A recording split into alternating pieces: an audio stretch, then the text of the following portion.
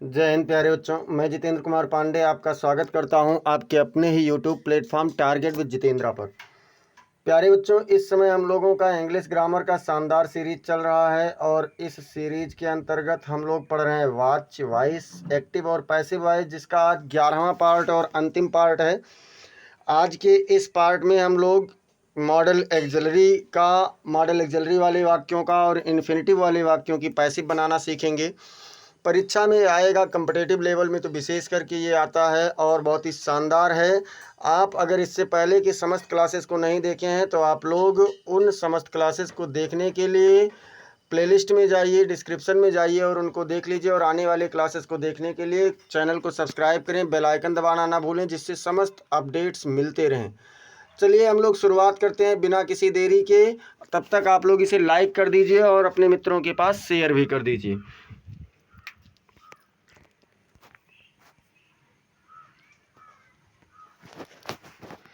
Model axillary मतलब होता है आधुनिक सहायक भावात्मक सहायक क्रियाएं का पैसिव वॉइस बनाते समय वर्ब की थर्ड फॉर्म से पहले बी का प्रयोग करते हैं। ये हमें ध्यान रखना है कि मॉडल एक्सिलरी चाहे जो भी होगा, जब हम लोग उसकी पैसिव बनाने लगेंगे तो वहाँ पर वर्ब की थर्ड फॉर्म से पहले बी का प्रयोग करेंगे। और ध्यान रखना है बाकी के जो भी नियम थे वे पूर्ववत रहेंगे, यानी कि सब्जेक्ट को ऑब्जेक्ट के स्थान पर ले जाना होगा, ऑब्जेक्ट को सब्जेक्ट के स्थान पर लाना होगा, वर्ब की थर्ड फॉर्म लिखनी होगी और पैसिव वॉइस के ऑब्जेक्ट से पहले बाई या अन्य प्रीपोजिशन का प्रयोग करना होगा। वो सारे नियम वैसे ही रहेंगे, उसमें कोई भी परिवर्तन नहीं किया जाएगा। चलिए हम लोग इसको एग्जाम्पल के माध्यम से समझ लेते हैं और एग्जाम्पल्स से देखते हैं कि क्या कह रहा है एग्जाम्पल्स है कि एक्टिव में यू कैन डू इट। अब देखो कैन क्या है, तो कैन मॉडल एक्सिलरी है। कहा गया यू कैन डू इट मतलब तुम इसे कर सकते हो। क्या कहा गया? तुम इसे कर सकते हो। अब जब इसकी पैसिव बनेगी तो क्या हो जाएगा? देखिए यहाँ पर इट और कैन एक ही में आ गया है, लेकिन यहाँ पर ऑब्जेक्ट क्या है? इट है, तो इट को सब्जेक्ट के स्थान पर लाया गया, बस कर क्या दिया गया? कैन भी कर दिया गया। वर्ब की थर्ड फॉर्म क्या है? डन है, उससे पहले बी का प्रयोग हो गया, तो it can be done by you, या तुम्हारे द्वारा किया जा सकता है। ऐसे और एग्जाम्पल में देखें तो क्या कहा गया? He may not pass the exam, वह परीक्षा पास नहीं हो सकता है। यहाँ पर संभावना की बात हुई। तो अब जब हम लोग पैसिव बनाएंगे तो इसमें ऑब्जेक्ट है द एग्ज़ाम, तो इसको पहले लिखेंगे द एग्ज़ाम।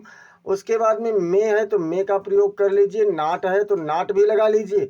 बस जब मेन वर्ब लिखना हो पास्ड तो इसके पहले बी लिख लेना, be passed, the exam may not be passed. अच्छा, एक चीज़ यहाँ पर मिस हुआ है, बाई हिम। क्या मिस हुआ है बेटा? तो बाई हिम मिस हुआ है, उसको मैं लिख दे रहा हूँ। The exam may not be passed by him, परीक्षा उसके द्वारा नहीं पास किया जा सकता है। और एग्जाम्पल देखते हैं, जैसे अफर्मेटिव का हो गया, नेगेटिव का हो गया। इंट्रोगेटिव में देख लीजिए, इंट्रोगेटिव में कहा जा रहा है, एक्टिव वॉइस का वाक्य है, could you help me sir, श्रीमान जी क्या आप मेरी मदद कर सकते हैं। तो जब इसका पैसिव बनेगा तो क्या हो जाएगा? Could I helped. क्या हो जाएगा? कुड आई हेल्प्ड, वर्ब का थर्ड फॉर्म हो जाएगा। एक चीज़ और यहाँ पर गलती हुई, देखिए बी का प्रयोग भूल गए, कुड आई बी हेल्प्ड होगा। क्या होगा बेटा? Could I be helped by you sir, श्रीमान जी क्या आपके द्वारा मेरी मदद की जा सकती है। कुड आई के बाद में बी लगाना ना भूलें, ये ध्यान रखना। जैसे मुझसे भूल हुई है तो यहाँ पर मैंने बता दिया है, इसको ध्यान रखना। टाइपिंग में थोड़ा बहुत एरर हो जाया करता है। एक्टिव वॉइस में देखिए, will he not learn his lesson, क्या वह अपना पाठ नहीं याद करेगा। विल भी तो आपका क्या है? मॉडल एक्सिलरी है, तो विल पहले लिख लीजिए, फिर ऑब्जेक्ट को लाइए हिज लेसन, उसके बाद नॉट, तब बी लिखिए।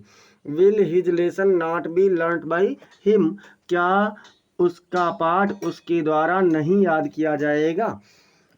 इसके बाद में और देखते हैं एक्टिव वॉइस का वाक्य, why can anybody not learn English, कोई अंग्रेजी क्यों नहीं सीख सकता है। क्या कहा गया? कि कोई अंग्रेजी क्यों नहीं सीख सकता है। तो जब पैसिव बनाएंगे तो क्या हो जाएगा? व्हाई कैन लिख लेंगे, फिर ऑब्जेक्ट लिखने के बाद नॉट, यानी इंग्लिश नॉट बी लर्न। देखिए यहाँ पर बाई एनीबडी नहीं लिखा जाएगा, क्योंकि someone, anyone, somebody, anybody, no one, nobody, none, everyone, everybody, ये सभी अस्पष्टकर्ता पैसिव वॉइस में हटा दिए जाते हैं, तो इसलिए यहाँ पर बाई एनीबडी का प्रयोग नहीं किया जाएगा। और एग्जाम्पल देख लेते हैं, अभी इसमें इन्फिनेटिव वाला भी बाकी है। तो एक्टिव वॉइस में क्या हो जाएगा, when may he complete his work, वह अपना कार्य कब पूरा कर सकता है। तो अब इसका जब पैसिव बनेगा तो व्हेन हो जाएगा, मे हो जाएगा, हिज वर्क ऑब्जेक्ट है, इसको ले आइए हिज वर्क, अब बी लिख लीजिए, तब फिर कंप्लीटेड लिखिए। When may his work be completed by him, मतलब उसके द्वारा अपना कार्य कब पूरा किया जा सकता है। और एक्टिव में देख लेते हैं, तो जैसे कहा गया who can not do it, इसे कौन नहीं कर सकता है। तो जब पैसिव में बनेगा तो क्या हो जाएगा, पैसिव में बनाने के लिए सबसे पहले बाई होम लिख लीजिए, बाई होम कैन, फिर it not be done, by home can it not be done, किसके द्वारा यह नहीं किया जा सकता है। तो ये क्या रहा बेटा, ये आपके मॉडल एक्सिलरी के, अलग अलग मॉडल एक्सिलरी के हम लोगों ने यहाँ पर देखा है। अब देखते हैं इन्फिनिटिव। तो इन्फिनिटिव के पैसिव वॉइस में टू बी के साथ वर्ब की थर्ड फॉर्म होती है। एक्टिव वॉइस में इन्फिनिटिव क्या होता है, तो टू प्लस वर्ब की फर्स्ट फॉर्म होती है, टू प्लस वर्ब की फर्स्ट फॉर्म होती है इन्फिनिटिव। लेकिन पैसिव वॉइस में क्या होता है, तो पैसिव वॉइस में क्या होता है बेटा, टू बी के साथ वर्ब की थर्ड फॉर्म का प्रयोग करते हैं। इसके बाद में और देख लीजिए कि पैसिव वॉइस बनाने के लिए इन्फिनिटिव वाले वाक्य निम्नलिखित तीन प्रकार के हो सकते हैं। जैसे तीन तरीके से इसका वाक्य हो सकता है, तो वो तीनों तरीके कौन कौन से हैं देख लेते हैं। पहले पेज पर पहला तरीका, दूसरे पेज पर दूसरा तरीका, और उसके बाद अगले पेज पर अगला तरीका है। तो एक्टिव वॉइस में जैसे कहा गया कि he has to help his father in his work, उसे अपने पिता के कार्यों में मदद करना पड़ता है। तो किसकी मदद करना पड़ता है, अपने पिता की। तो क्या करेंगे बेटा, पैसिव बनाते समय हिज फादर ऑब्जेक्ट है, इसको यहाँ ले लेंगे हिज फादर, फिर हैज़ टू बी हेल्प्ड, देखिए टू बी के साथ में हैज़, ये टू हेल्प था तो ये इन्फिनिटिव था। अब यहाँ पर क्या कर दिया गया, टू बी हेल्प कर दिया गया, तो पैसिव का इन्फिनिटिव हो गया, by him in his work, उसे अपने पिता, मतलब उसके पिता की मदद उनके कार्यों में उसके द्वारा किया जाता है। और देख लेते हैं, तो और में एक्टिव वॉइस में क्या है, you are to respect your elders, तुम्हें अपने बड़ों का सम्मान करना चाहिए, नैतिक कर्तव्य है, आर टू है। अब देखिए यहाँ टू रिस्पेक्ट, टू के साथ वर्ब की फर्स्ट फॉर्म इन्फिनिटिव बन रहा है ना। जब पैसिव करेंगे तो योर एल्डर्स ऑब्जेक्ट है, इसको इधर लाएंगे, your elders art to be respected, to be देखिए टू बी के साथ वर्ब की third form, art to be respected by you. तो ये आपका हुआ पहला तरीका इन्फिनिटिव का पैसिव बनाने का।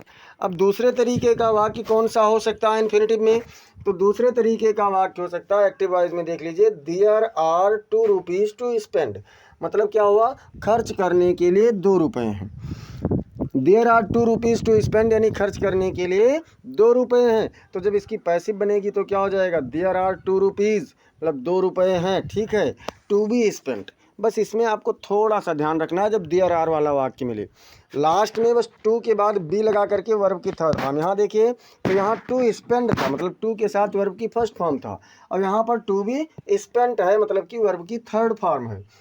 इसके बाद में एक्टिव में और देख लेते हैं, तो क्या है, there are many boys to teach, पढ़ाने के लिए कई लड़के हैं, क्या कहा गया, पढ़ाने के लिए कई लड़के हैं। तो जब पैसिव बनेगा तो क्या हो जाएगा, there are many boys to be taught, पढ़ाए जाने के लिए कई लड़के हैं। यहाँ पर क्या कर दिया गया, बस केवल इतना सा परिवर्तन हुआ, बहुत आसान है ये आपका इन्फिनिटिव वाला। जो थोड़ा सा कन्फ्यूजन है, कन्फ्यूज़ करने वाला है, वो कौन सा है, तो वो तीसरा तरीका है, और तीसरे तरीके को भी देख लेते हैं। तीसरा तरीका क्या कह रहा है, तीसरा तरीका कह रहा है कि एक्टिव वॉइस में कि it is time to write a letter, it is time मतलब ये समय है, टू राइट ए लेटर, एक पत्र लिखने का, यह एक पत्र लिखने का समय है। तो जब इसकी पैसिव बनेगी तो क्या हो जाएगा, इट इज़ टाइम फॉर, यहाँ पर फॉर लग जाएगा, इट इज़ टाइम लिखा जाएगा, उसके बाद में फॉर लगा करके ये वाला ऑब्जेक्ट पहले लाएंगे, तो a letter, it is time for a letter to be written, यह एक पत्र लिखे जाने के लिए समय है। ऐसे कहा गया एक्टिव वॉइस में कि it is time to play game, तो जब पैसिव बनेगा तो क्या हो जाएगा, it is time for game to be played. तो ये बेटा आप लोगों का इन्फिनिटिव और मॉडल एक्सिलरी से संबंधित पैसिव वॉइस था। कॉम्प्लेक्स हो या कंपाउंड हो, उसमें केवल और केवल प्रिंसिपल क्लास की पैसिव बनती है। प्रिंसिपल क्लास जिस टेंस में होगा उस टेंस के अनुसार पैसिव बन जाएगा, हालांकि उसे मैंने पास्ट परफेक्ट टेंस में बताया था। तो आशा है कि आप लोग पैसिव वॉइस को अच्छी तरीके से समझ गए होंगे, और कल इसका एक महा मैराथन क्लास चलाया जाएगा जिसमें कंप्लीट पैसिव वॉइस को कवर किया जाएगा। संपूर्ण क्लासेस पाने के लिए आप लोग चैनल को सब्सक्राइब करें। सब्सक्राइब करने के साथ साथ बेल आइकन दबाएं और आप लोग इसे क्लास को लाइक कर दिया कीजिए, अपने मित्रों के पास शेयर कर दिया कीजिए और कमेंट सेक्शन में अगर कोई सुझाव है तो उसे भी बताएं और आपको क्लास कैसी लगी ये भी आप लोग बताएं। चलिए मिलते हैं फिर अगली क्लास में, तब तक के लिए जय हिंद जय भारत।